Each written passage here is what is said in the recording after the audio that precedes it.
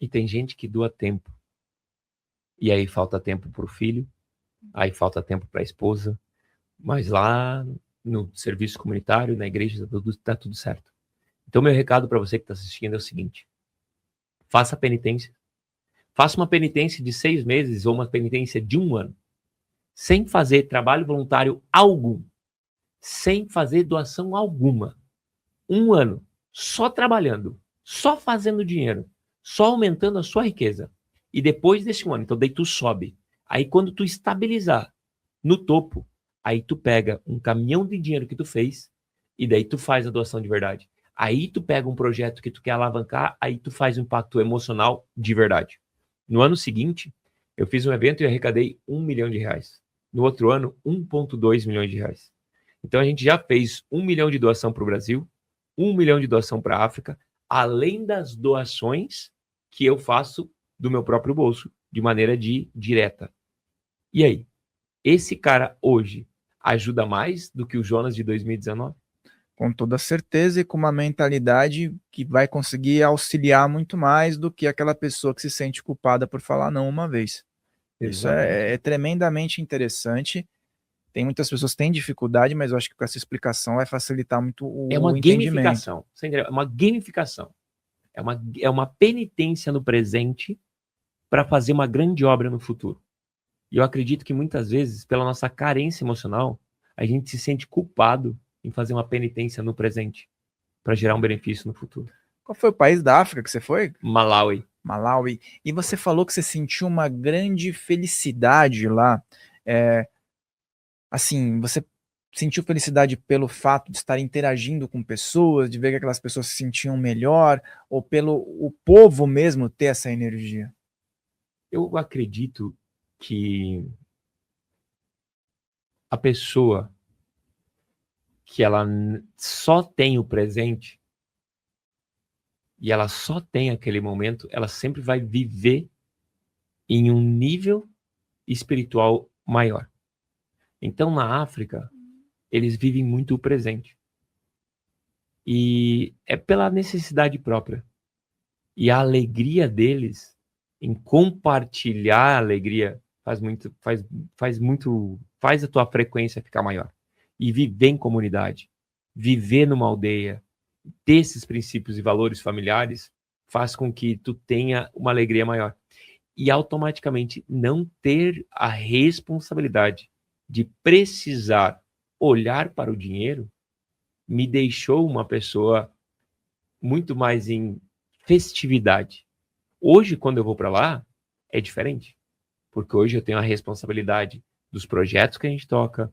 Eu tenho o Francisco, que há 10 anos atrás era uma criança, hoje a gente paga a faculdade de medicina dele. Então, eu tenho a mesma alegria, só que não a mesma leveza. E tá tudo certo. Sabe por quê? Porque eu escolhi esse local de adulto, de responsável e de gerar esse impacto. E eu decido segurar essa bandeira. E é simples assim. Pode ser leve. Só que tem esse detalhezinho onde você tem que decidir. Um dia tu tem que decidir. Falar assim, agora eu vou ser rico de verdade. Agora eu vou chegar para o próximo nível. Por quê? Porque as pessoas pensam que elas estão numa vida estável. Ah, eu vou ficar aqui porque aqui tá morninho. Só que quando na realidade, não. Você só faz mais do mesmo. E fazer mais do mesmo faz com que tu minta pra tua cabeça que tu tá estável. Então a pessoa tá lá no mesmo emprego, atendendo o mesmo tanto, fazendo as mesmas coisas. Ela tá lidando com frustrações diferentes. Ela tá lidando com dores diferentes. Eu prefiro muito mais crescer e gerar impacto. Posso entregar um presente para eles em relação a isso, já que a gente está falando sobre Claro. presentes e movimentos? Então, para você que está escutando a gente aqui, está fazendo sentido para vocês, eu vou. É na descrição do grupo, do Na vídeo. descrição do vídeo. Eu vou liberar para vocês exatamente esse movimento que aconteceu comigo. Que é um dia decidir sair de CLT ou de prestador de serviço e me tornar um mentor. E foi isso que fez com que eu me tornasse multimilionário. Ter essa consciência de montar um processo de mentoria e empacotar esse meu conhecimento e servir na sociedade. E hoje eu sou muito bem pago por isso. Então, para você que está assistindo a gente e quer receber uma sessão de diagnóstico individual, gratuita e personalizada, eu vou liberar para vocês na descrição desse vídeo um link, né? O Ariel vai colocar aqui, aonde você vai só preencher um formulário e você vai ganhar essa sessão individual, gratuita e personalizada. E de lá você vai sair com a sua mentoria pronta. Uma pessoa da minha equipe, eu vou escolher uma pessoa daqui que eu vou fazer de forma online, e aí eu vou mostrar que tu já tem uma mentoria, que tu já é um mentor. E muitas vezes tu só não jogou o jogo. Tu entrega em Gratiluz, mas tu pode entregar em Gratipix. E foi isso que mudou minha vida. E aí, depois que você se tornar um mentor e ajudar outras pessoas a fazer um monte de dinheiro, aí você faz um monte de doação também, né, Rafael? Com certeza, de uma forma muito mais tranquila, sem ter estresse, sem perder o sono, né? Sem estando bem, né? No meu caso, hoje, Rafael, eu morava na época da indústria. Eu morava ali em Alphaville, né? Hoje eu moro em Florianópolis, numa casa que só chega de barco. E ano passado eu fiz 18 milhões, morando numa aldeia de pescadores. Simplesmente com celular, simplesmente com um computador, conexão com a internet e olhar lá. Ontem, antes de vir para cá, tinha pinguim na frente da minha casa. Que agora, na época do inverno, eles sobem e eles entram, num canal, né, na Barra da Lagoa, eles entram para se alimentar lá. Então, tu imagina, tu contar para o Jonas, que morava num apartamento de 50 metros quadrados em 2019, tinha 40 mil reais guardado. E hoje mora numa casa própria, na água, no mar, tem Porsche, tem lancha, tem RAM, tem tudo isso. E faz tudo isso de projeto.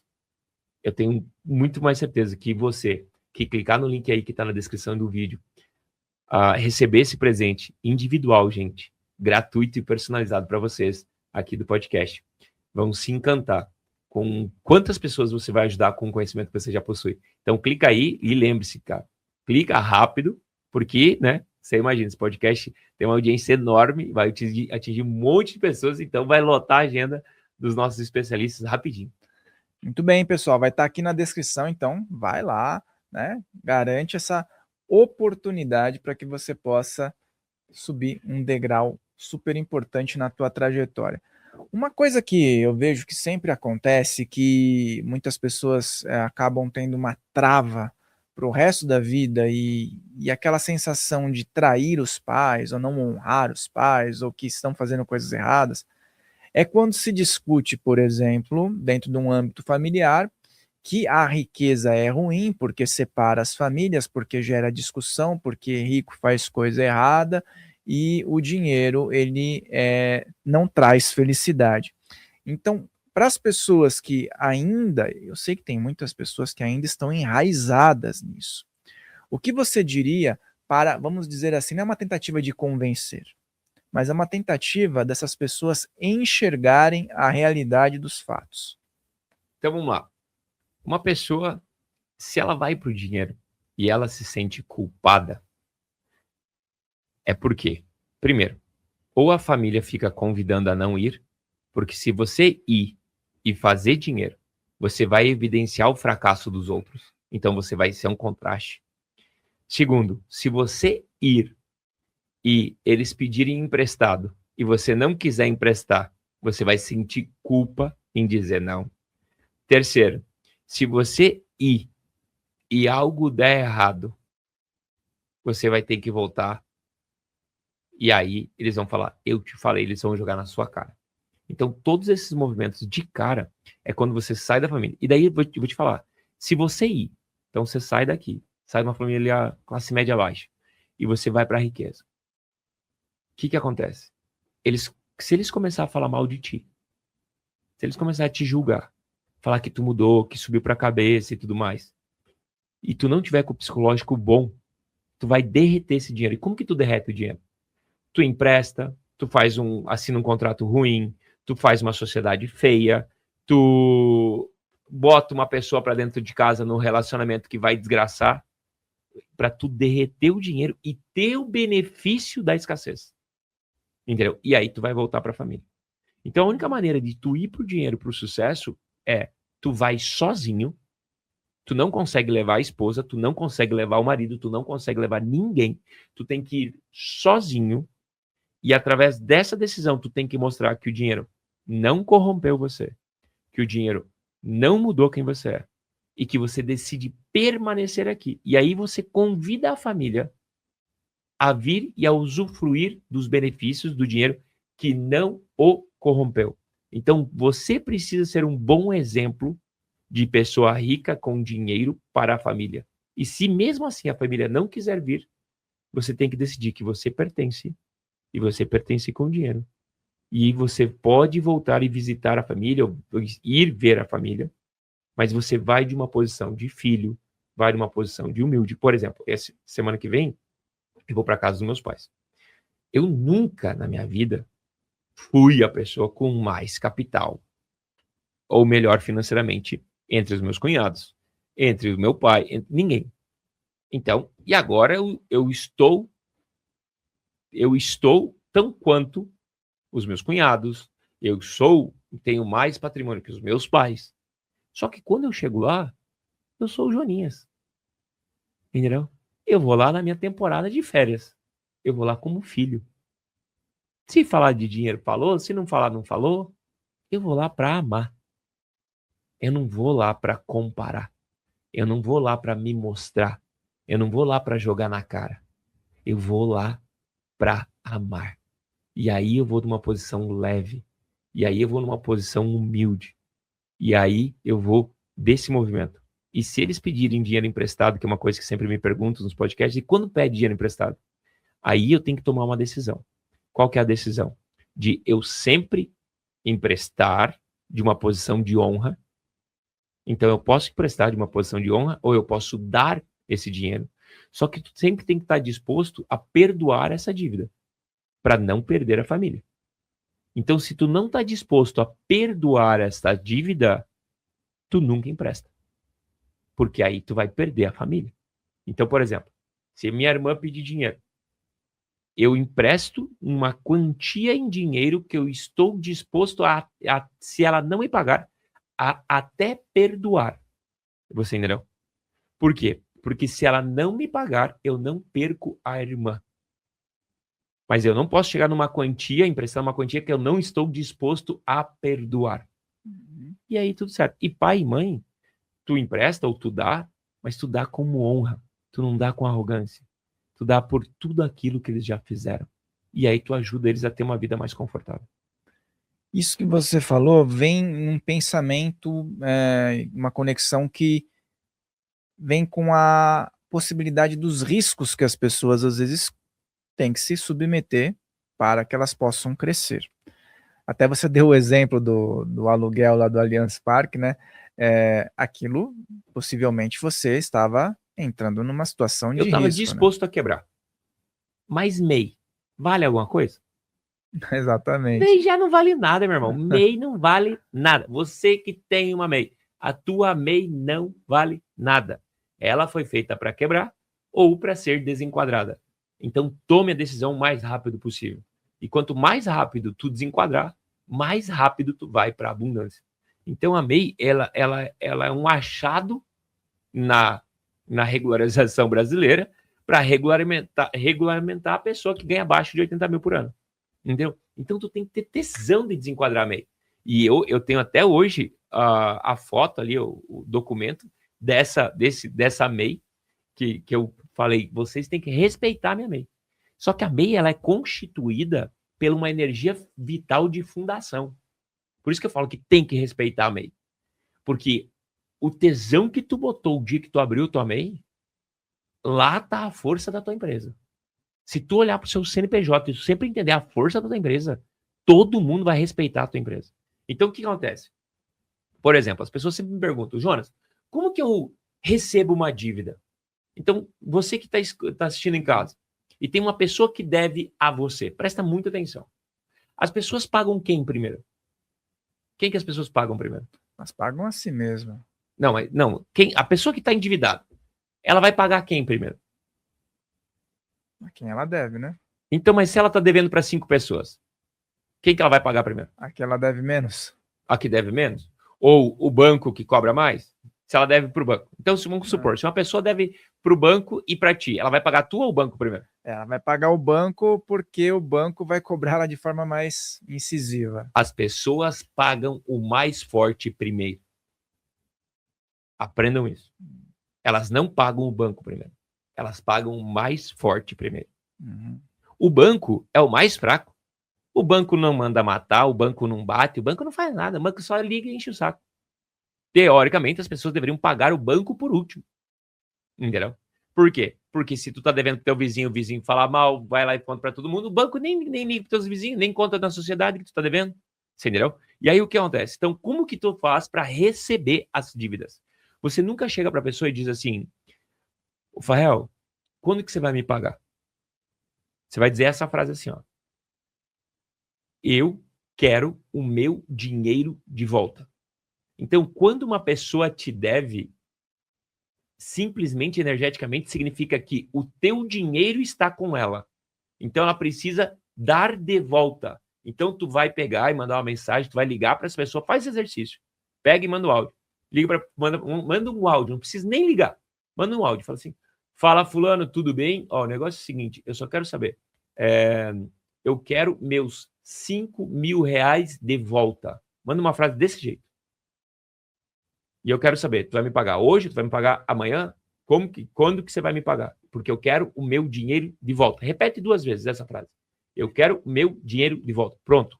Por quê? Porque aí tu avisa ela que aquele dinheiro não é dela. Então ela não pode se apropriar daquele dinheiro. Então uma pessoa que te deve basicamente o teu dinheiro está com ela. Aí você só pega de volta.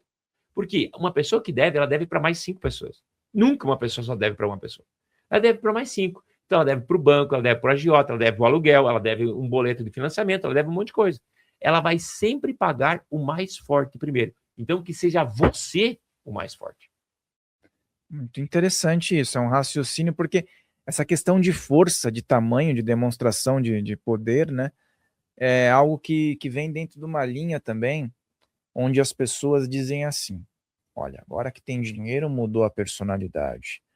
Agora que tem dinheiro é arrogante. Ou então ficou uma pessoa má, Eu tinha. né? Existe muito isso. Mas você mesmo falou, o dinheiro, ele é neutro.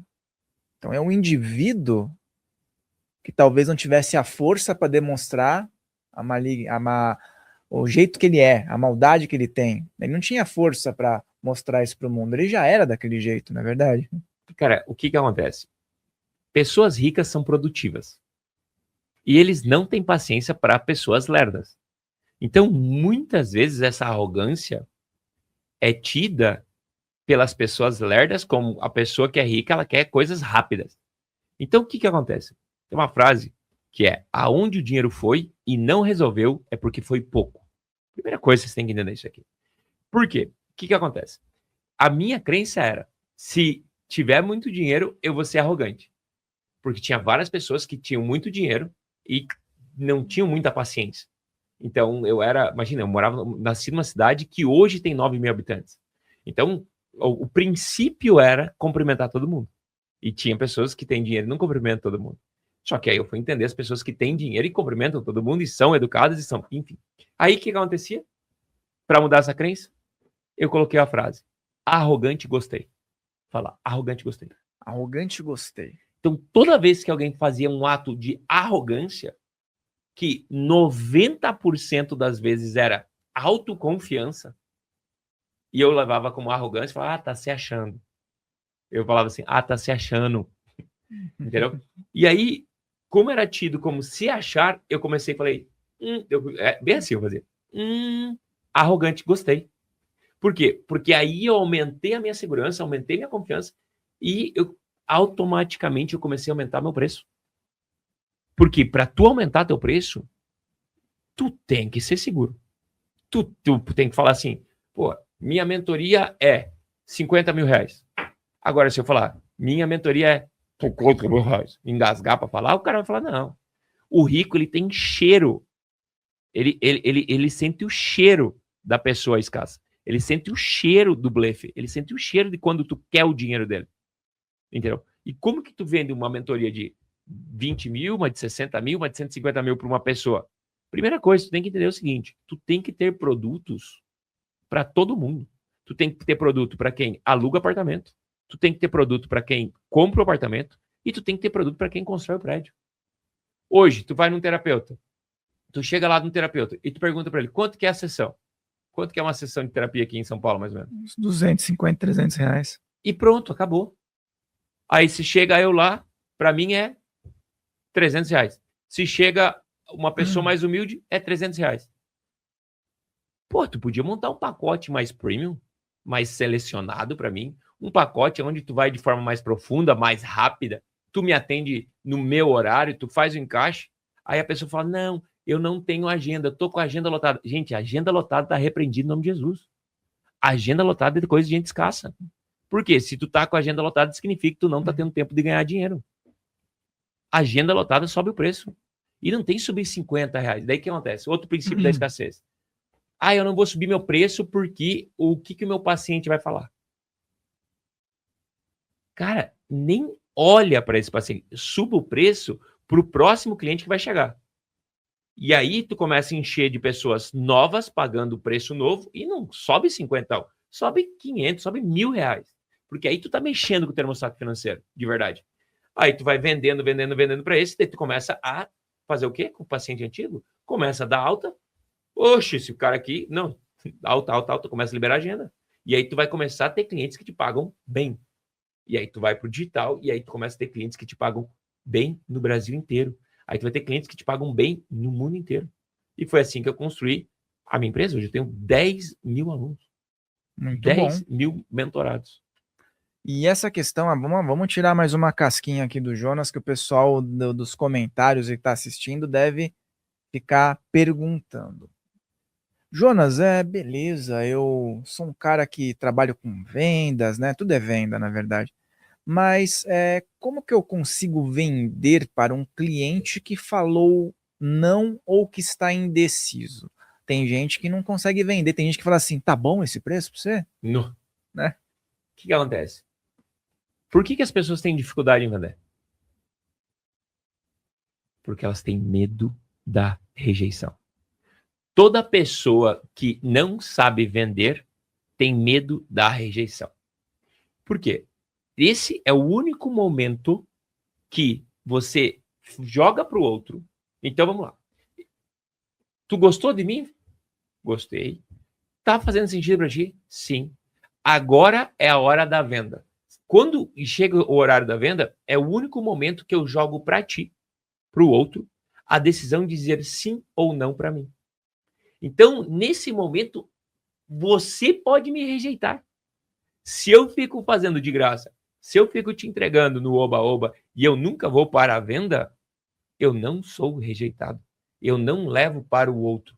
Então, vender tem que ser um processo vazio e sem significado. Não pode dar significado para o processo da venda. Porque se você der significado para o processo da venda, quando o cliente te falar não, ele vai te rejeitar. E naquela tua crença de escassez, às vezes tu foi abandonado pela mãe, não deu atenção para o pai, vai engatilhar em todo mundo. Então, por isso que há pessoas que são ruins de venda, principalmente a galera da terapia. Por quê? Porque a galera da terapia muitas vezes está no guru. Ah, porque eu sou guru, todo mundo me ama, todo mundo me idolatra, todo mundo... Mas eu sou um péssimo vendedor. Porque tu não quer descer desse pilar. Tu não quer descer desse status. Porque se tu for um bom vendedor, tu vai perder esse elogio de guruzinho. Você entendeu? E é ali que a galera pensa que está se corrompendo. Então, venda, se tu não é um bom vendedor, tu tem que fazer duas coisas. Ou tu vai se tornar um bom vendedor, ou tu vai treinar alguém da tua equipe para se tornar um ótimo vendedor. Por isso que eu entrego para os meus mentorados o script perfeito para ele entregar para o colaborador e se tornar um bom vendedor. Porque daí o guru ali, ele não precisa perder esse status de guru, não precisa perder esse movimento. Então, bota uma pessoa da equipe para vender para ele. E ele só fica responsável pela entrega, por esse movimento de captura de cliente. A pessoa se desgasta e às vezes se frustra nesse processo e tira a qualidade do que ela tem de melhor, que é fazer acontecer, né? Exatamente isso. Por isso que tu tem que tomar uma decisão. Ou eu vou ser um bom vendedor, ou eu vou encontrar uma maneira de contratar um bom vendedor ou botar alguém para treinar esse bom vendedor. Por isso que a gente treina muito os vendedores dos nossos mentorados. E qual questionamento você acha que as pessoas que decidem ter uma nova vida, né, devem aprender a responder? Como assim? Na própria realidade, a pessoa tem muitos questionamentos, né? Ela não consegue responder por que ela não tem uma vida ideal. Ela quer ter uma nova vida, mas ela não consegue responder a sequer por que ela não consegue ter essa nova vida. Eu acho que hoje, eu tenho certeza, hoje, na nossa rotina atual, a gente tem muito hábito. O grande problema nosso é essas desgraças de hábito. Se eu pegar a agenda de qualquer pessoa acima de 30 anos, ele sabe o que ele vai fazer de segunda a segunda. Então ele não tem tempo de fazer dinheiro. Ele não tem tempo de encaixar algo para colocar, que é fazer dinheiro. Se eu for perguntar para uma pessoa que está ganhando 20 mil reais por mês, eu vou falar assim, coloca aqui e me mostra na tua agenda que horário da tua agenda está escrito vender. Está escrito academia, está escrito monjaro, está escrito meditar, está escrito contemplar o nascer do sol, está escrito rapé, ayahuasca, tudo que vender não está. Entendeu? Então, que hora que vai fazer dinheiro? Então, o que acontece? Primeiro passo é escolher o que eu vou abrir mão da minha rotina para que isso floresça. Então, tu tem que abrir espaço no jardim para que algo floresça. Então, a partir do momento que tu inclui isso, e, por exemplo, as pessoas elas estudam 10, 20, 30 anos para se tornar um bom profissional. E daí eu pergunto para elas, faz quanto tempo que tu estuda vendas, marketing? Ah, comprei um curso. Comprei um curso e não assisti. Ah, comprei... Então, como que tu vai ter o resultado? Para tu ficar bom terapeuticamente, tu demorou 20 anos. Marketing e vendas, tu demora ali uns 6 meses. Mas o cara não dá 6 meses de presente dele. Ele não dá 6 meses de dedicação. Por quê? Porque estudar o novo muitas vezes não é tão prazeroso quanto estudar aquilo que tu já é pró, já é avançado.